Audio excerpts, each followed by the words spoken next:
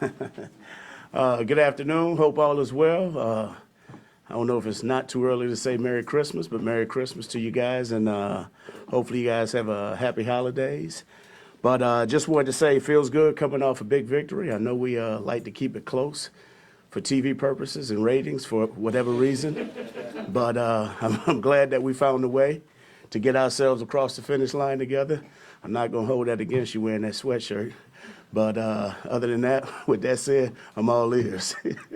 Coach, Pacheco fumbled and y'all kind of sat him out and then put him back in. Is that kind of an example of him fighting through that rookie wall? You know what? We've had a number of turnovers in the past how many weeks in a row, and it's been addressed. And guys need to understand this. In order to be a team that wants to exceed all expectations and go and pursue a championship, there's certain things you can't do. You can't turn over the football. Right now, we got to protect the ball. We got to do a better job of understanding how important it is of possessing it and making sure that whatever individual has that ball last, their job is to hand it back to the ref. So we got to do a better job. Obviously, as coaches, we are addressing it, okay? But as players, we got to make sure that we're doing all the little things necessary. You got to keep two hands on it. You got to protect it at all costs. Can't give it up. Just can't do it. What goes into the feel of when to sit a guy for a quarter or maybe the game or just throw him right back out there? Because there's been times in the past where you did send him right back out. So how do you figure that out? Well, you obviously want those guys to understand that there's a great deal of confidence in them. And I know he didn't go right back in after that play, but that was just because of the play that was being called. We haven't lost any confidence in him at all. Pacheco is still Pacheco, and he understands exactly what needs to be done, but also he understands that he has to be accountable and making sure he's doing the little things necessary to help us to be the consistent team that we need to be. Coach, Andy said yesterday that you sounded optimistic that McCole Hardman could return this week, saying that there's a chance. How has McCole looked in practice over the last week and a half? You know what? I'll just say this. The thing is, with all those guys coming back, obviously with KT, coming back, and I'm sure to come up at some point in time, Blake Bell being out there. We're just trying to make sure that we're getting those guys back in the rhythm of things. Don't want to overexert them. You just want to make sure that they're getting back in football shape and that they, if needed, they can be there and making sure that, hey, when called upon to play, they're going to be at their best. So he looks good? I'll just say this. He's he's doing a heck of a job. Where do you think your offense misses when Hardman and Tony and that speed is out of the mix as far as what they can do, decoys, et cetera? You know what? That's a good question because the thing is we've had a number of guys who have performed at a high level, but I'll say this. You always want your best players out there. You always want your best players available, and then on top of that, we want to be playing our best ball right about now. So anytime we can get all our guys healthy and back out there, obviously we just got to be patient and making sure that we're staying the course and not doing too much to make those things happen earlier than what they need to. Eric, it's always impressive when a quarterback does have 19 straight completions. We talk about a quarterback getting into a rhythm. I just wonder from your side, as a play caller, obviously discussing things with Andy, how did you guys get into a rhythm to allow him to sort of execute at that high of a level? I thought it was just fun. We just gave him things that he was comfortable with. And you guys know Pat. Pat's a very competitive person, okay?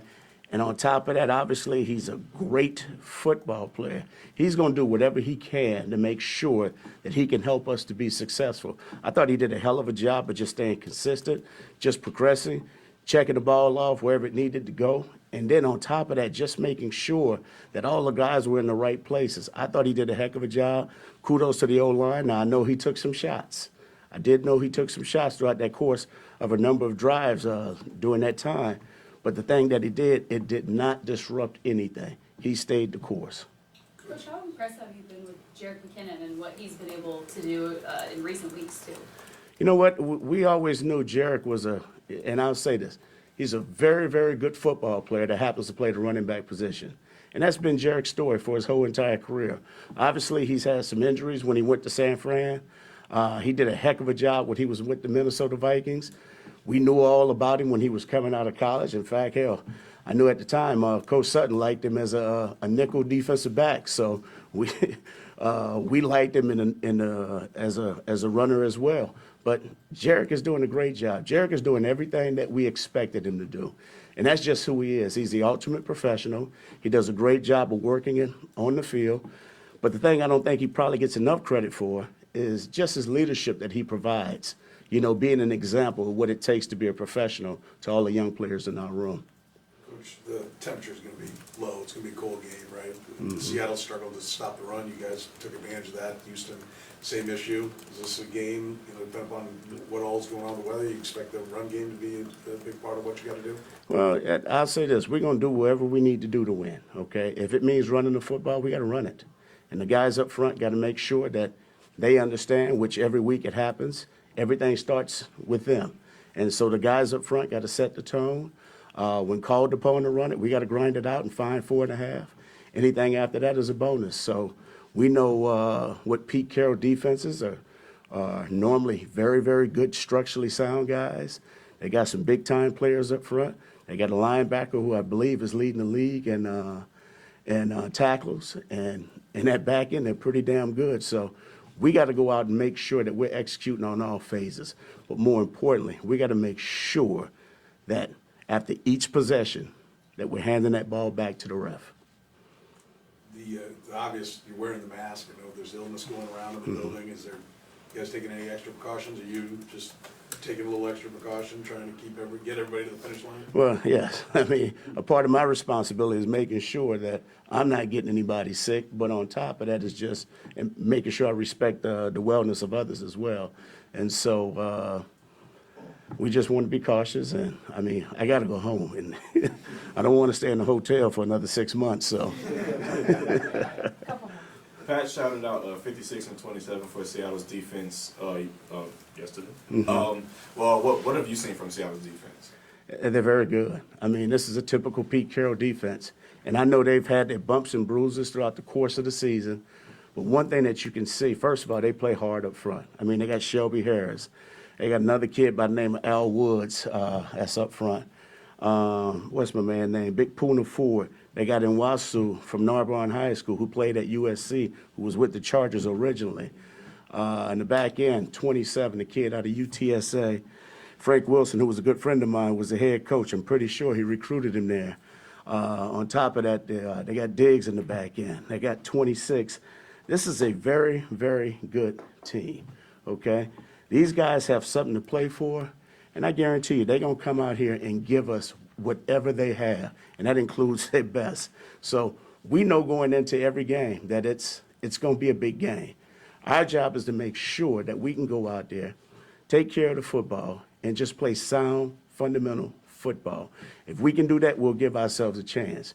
But I would just want to give credit where credit is due. This defense is pretty damn sound. They're pretty damn good across the board. Coach, we get an opportunity to hear you more in training camp. You're a fan of ball security and passionate about it. At this stage, is there anything more that you could say to kind of ensure that guys are holding on to the football?